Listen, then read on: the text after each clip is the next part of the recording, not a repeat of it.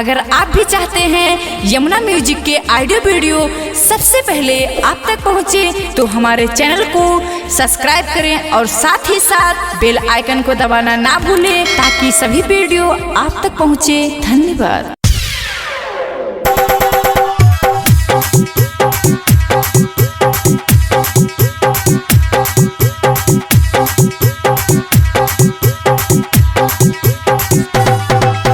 Music director DJ Nitish Raj, Mangura, Nawada. माँ Vaishno recording studio, Delhi.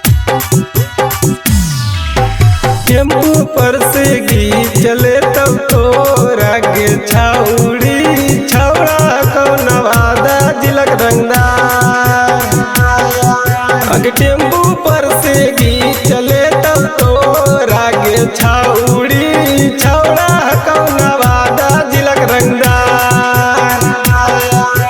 के करा से मिले जाएंगे छाउड़ी रोज बड़ा राजी के बाजार। अगर टेम्पू पर से गीत चले तो रागे छाउड़ी छावड़ा को नवादा जिला के रंगदार। अगर टेम्पू पर से गीत चले तो रागे छाउड़ी छावड़ा को नवादा जिला के रंगदार। एकरा से मिले तू जाएंगे छाउड़ी रोजे रोजे बड़ा जी बाजार। अगर केकरा से मिले तू जाएंगे छाउड़ी रोजे बर्मा के बाजार। डीजे नीतीश राज, डीजे नीतीश राज। माँ वैष्णो रिकॉर्डिंग स्टूडियो, दिल्ली। मंगूरा, नवादा, मंगूरा, नवादा।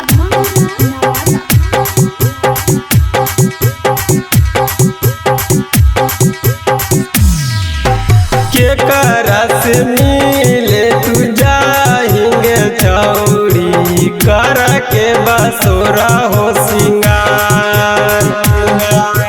केकरा से मिले तू जाएंगे छाउड़ी कर के बसोरा हो सिंगार।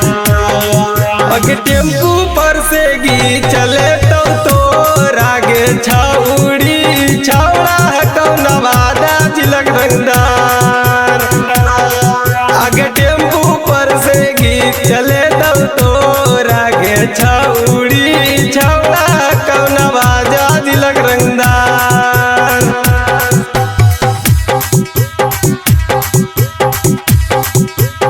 माँ वैष्णो रिकॉर्डिंग स्टूडियो, दिल्ली।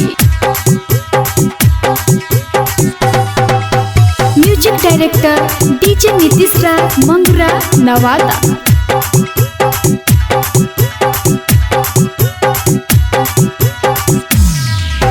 केकरा से मिले तू जाएंगे छाउड़ी होई के बारेंजर पे सवार। अगर केकरा से मिले तू जाएंगे छाउड़ी होई के बारेंजर पे सवार।